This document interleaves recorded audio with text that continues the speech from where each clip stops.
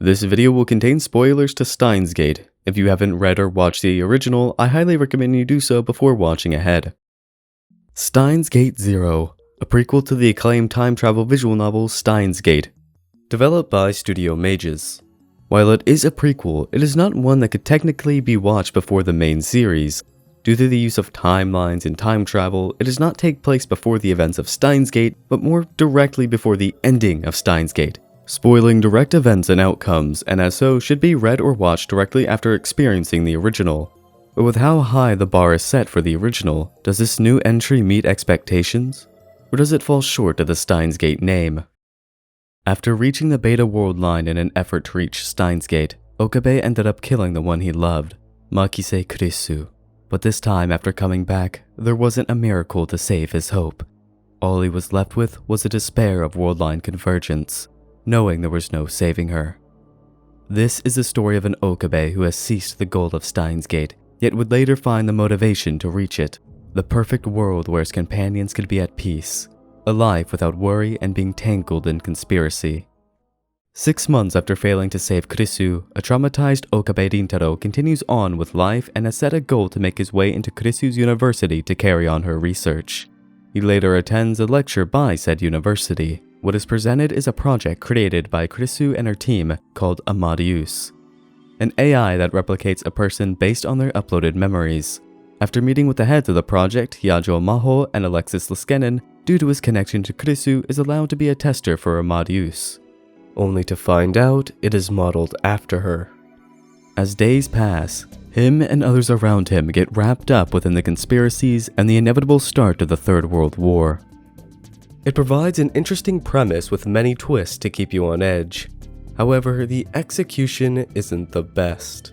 The story is split up into 2 main branches. Each branch serves to broach questions and develop certain characters. They can be played in whatever order you decide, but to get the true end, you need to see all other 5 endings. I will refer to this as the left branch and this side as the right branch from here on. The expansion on the original is a highlight and intriguing topic within this entry. There's a bit more insight on the future of some of the lab members and the beta timeline.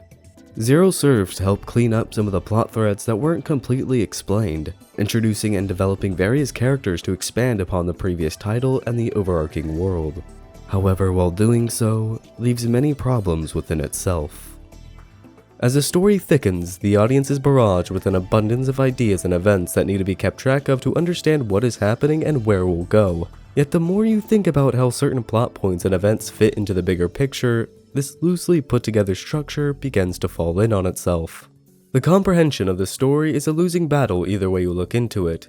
If you think too little, it will be difficult to keep track of various ideas, events, concepts, characters, etc. But if you ponder too much, the lack of proper explanations will leave you with even more confusion. To accent the confusion, the middle of each branch is often forgettable thanks to the unnecessary padding. Frequently, there are scenes where 2 or more characters will be doing some random activity with the outcome being a plot point that will be important later on. Even though it makes sense in context as it serves to characterize and juxtapose the peaceful present and the cataclysmic future, it falls in a strange spot, fitting the setting and themes, but failing to seamlessly blend itself within the overarching plot. With the inclusion of sporadic worldline shifts where Okabe has to figure out the similarities and differences between the current and old worldline, it further adds to the difficulty of pinpointing the chronology of events and what really happened. It throws cause and effect, a core piece of Steins Gate, to the wayside, making worldline shifts desultory with a lackluster and unsatisfactory reasoning. There are times when it is used to keep things interesting and do have a deeper meaning, but there are also times when it is used poorly, discarding potential character development and plot threads. This could be intentional and was meant to convey what it was like for a random person with reading Steiner when Okabe was constantly changing the past. However, when it builds up a scenario, giving characters the chance to develop, but then having all of that thrown out the window, leaves an unpleasant aftertaste when all is said and done. Within the visual novel, there are a total of 6 endings, 2 main endings, 1 dead end, 2 alternative ends, and the true end. Depending on how you interact with the phone will depend on what end you get. Each ending except for 1 has their own unique chapters and story to tell, developing a certain character or idea. 4 of the endings, albeit some rough patches, managed to end off on a satisfying note. the main ends especially, though they aren't perfect as it is rushed at times with some plot points being vague or not properly explained. There's also a notable decline with the writing of the alternate endings. While they accomplish their goals fairly well, they play out in an underwhelming manner.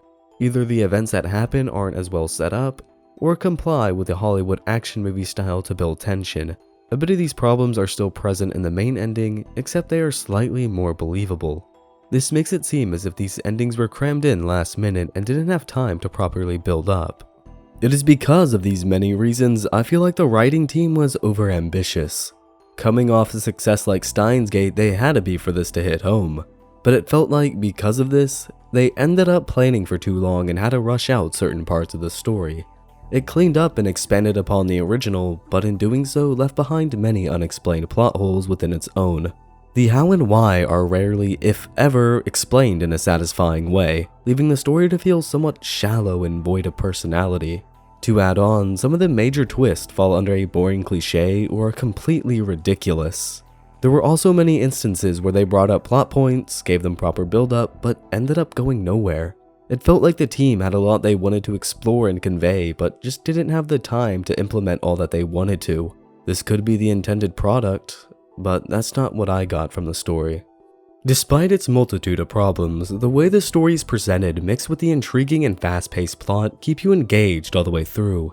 While the problems dampen the experience, even more so when putting a great amount of thought into it, there will always be something to push you forward. Regardless of what events transpire, the story knows how to build up its major scenes and play them with gratification. It has a way to make you bewildered at some of the absurd happenings, but a few scenes later make you forget about these problems and strike with heavy emotional weight. There are some pretty dark moments and themes surrounded by complex concepts, showing the consequence of inaction and fear of confronting the past. All of these culminate into something that keep you glued and watch to the end. Even though the story is lacking in most aspects, the care put into some of the characters help alleviate many problems, making this experience worth it. Those we follow throughout this attempt to defy fate are what make this otherwise mediocre experience into something deep and emotional, expanding on a variety of existing characters as well as having new additions. Two of those being Hyajo Maho and Alexis Liskenen, colleagues of the deceased Makise Kurisu. Professor Liskenen, the head of the Amadeus project, is quite entertaining. He has many moments that lighten up the otherwise gloomy atmosphere thanks to that amazing English. He fits into his role but isn't too memorable outside of it. On the other hand, Hyajo Maho is an excellent addition. She plays many roles within the story and ends up being a realistic, fleshed out character. She displays many complex emotions about Kurisu's death, showing how she tries to cope. Even with the weight of her inferiority taking a mental toll, is trying all she can to be someone Kurisu can be proud of. Her character arc is so intertwined within the progression of the plot and Okabe's own development that makes her an endearing addition.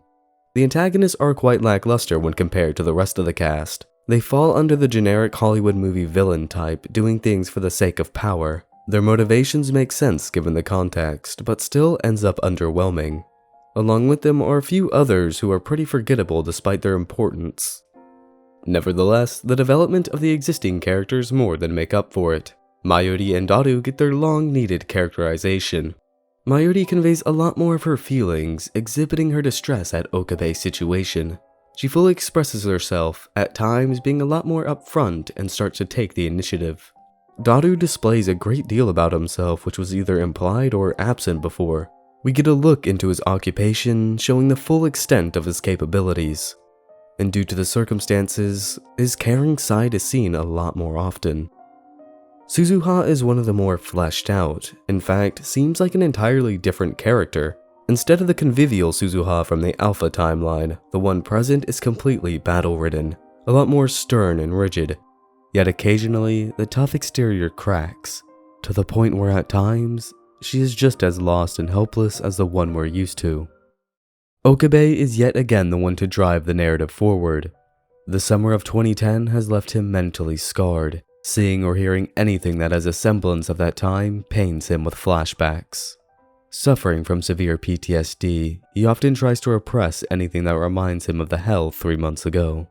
Adamantly trying to move forward, yet many events attempt to throw him back into the unordinary life he fears. With the occurrence of these events, and despite knowing what the future holds, is desperately clinging on to the peaceful life he and his friends have.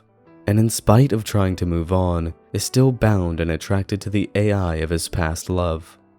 Okabe throughout the entirety expresses his grief and depression in one of the most realistic ways I have seen, conveying many thoughts that might seem abnormal and contradicting, yet in his situation is entirely understandable. It's handled in a way that makes you worry about how he sees things and what way certain events will affect his mentality. The broken state is only amplified thanks to the stunning voice performance of Mamoru Miyano. Through the realistic sighs and trembling voice, sells the severity of his condition.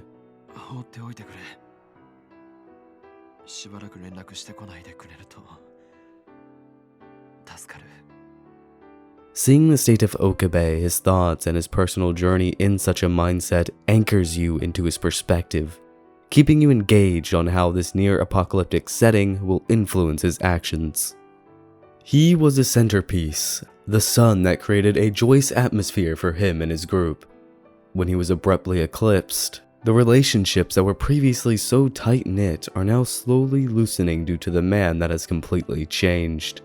His choice has caused a deep strife with the determined Suzuha, and though Okabe is forlorn, Daru can't help but believe the phoenix will one day rise again, with Mayuri and the others deeply concerned and stricken with the despair of not knowing how to get the person they care about back to their lively self. In this dire time, despite the hopelessness, they began to band together and give a sense of unity. Most of the lab members are going through major stress due to the current events, which allows them to show a different side to them that wasn't prominent before. Others shut themselves out while others probe in. Those who are usually tough may have moments where they break down in need of comfort. The majority of the characters feel human with how they present themselves and how they deal with certain problems.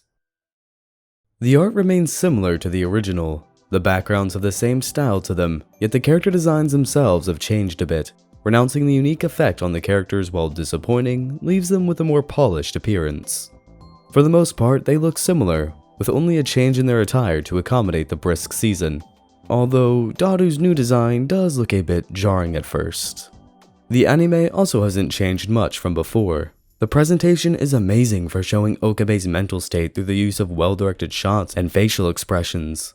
The use of style changes and lighting effects really set the often grim atmosphere. The animation, for the most part, is standard, with heavy emphasis on body language to help understand a character's emotions. However, when action is involved, it falls below average. The visual novel contains some absurd, seldom action sequences that involve the one person taking on a multitude of combatants. While it does detract from the visual novel, it's still somewhat believable. But unfortunately, this didn't translate well into animation, as the action sequences usually adopt minimalistic movement and ridiculous frames that culminate in unattractive frays.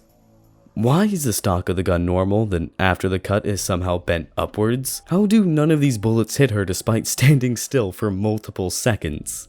What is happening? Besides these rare scenes, the animation is fairly average, with the soundtrack to add in a myriad of emotion. The soundtrack is simply phenomenal. A lot of the tracks follow the same style as before, but improve upon it for greater impact. There's a huge variety of atmospheric tracks that perfectly fit when the situation calls for it. The calming, slice-of-life centered tracks put the listener into a relaxed state, making those scenes a nice change of pace from the usual bleak setting, while at the same time brimming with solemn piano tracks fitting the mentality of Okabe. The main theme, Messenger, captivates you as you enter the main menu. It perfectly matches the rather grim setting, adding to the tension in dire situations.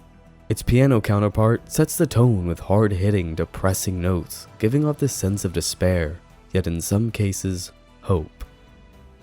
And then the one that stands above them all, Reawake, one of the most emotional tracks within the series, blending the main themes of Messenger and Gate of Steiner into something that will leave you in shock over the scenes it plays. The opening and endings once again have amazing metaphorical visuals and catchy songs. Both the anime and visual novel openings are so memorable, and the endings for the visual novel give off an extra sense of satisfaction when completing a certain ending. I won't spoil what it is, but reaching the true end and hearing that song play makes every second of this experience worth it. The tricky thing about comparing the anime and the visual novel is that the anime is supposed to be the final iteration and be the world line that leads up to the true ending. It makes sense given the meaning of every ending, but since it presents itself as an adaptation, that's how I will be comparing it. The anime merges both branches, including the endings to some degree, which causes the layout of the plot to feel more disjointed. While these events are blended together well, quite cleverly in some cases, it suffers from a lack of build-up, often leaving out important explanations and characterization. Because of the blend of multiple story arcs being told at once, it feels a lot more incoherent, often jumping to one plot point to the next only to be brought up later at random. There is often a lot of context that is missing to certain scenes and changes made that negatively affect the progression of the story. While it does cut some of the padding, there are still some to be found, often cutting out the in-depth science discussions, which I found pretty interesting but overall wasn't integral to the plot. But it wasn't all bad, as the adaptation does help expand upon the source material. The visual novel contains some plot points and character arcs that go unresolved or are unexplained entirely. To accommodate this, the anime brings in original scenes that help further explain and tie everything together. There are some episodes alone that make a watch of the anime worth it after going through the visual novel. I highly recommend both, starting with the visual novel, then moving on to the anime to get the full comprehension of the story. Both have their pros and cons, but you won't be missing out too much if you experience only one or the other. Overall, Steins Gate Zero contains some of the highest highs in the series as well as the lowest lows. I give the Steins Gate Zero visual novel a 7.75 and the anime a 7.4. The cons involve a disjointed and convoluted story, many things that are left unexplained or underdeveloped, and on top of that, the inclusion of some forgettable, lackluster characters. Though to its merit, it does expand upon the original story, with most of the characters having in-depth, intriguing character arcs. The fast-paced nature of the story keeps you engaged all the way through, and enhancing these aspects is a pleasing OST. Even though it may end up underwhelming in some aspects, I still recommend giving this a chance if you enjoyed Steins Gate. Regardless of the problems I had with it, once it was over, I can proudly say I thoroughly enjoyed my time reading it. This video was quite difficult to make, which is why it took so long. Sorry about that. This is the first series that I reviewed where I actually had quite a lot of opinions on both sides. There were many things I loved, but also had many things that I disliked. I just hope I was able to convey my thoughts coherently. Though maybe what I found unenjoyable is something that you may actually enjoy. I feel your experience will all come down to what you look for in a story and what expectations you have before going into it. Though, the same could be said for any narrative. You can watch the Steins Gate Zero anime on Crunchyroll, Funimation, and Hulu. You can find the localized visual novel on Steam for the PC, PlayStation 4, PlayStation Vita, and Nintendo Switch. I hope you enjoyed. My next video will be an annual top 10 favorite anime. Thanks for watching. Later.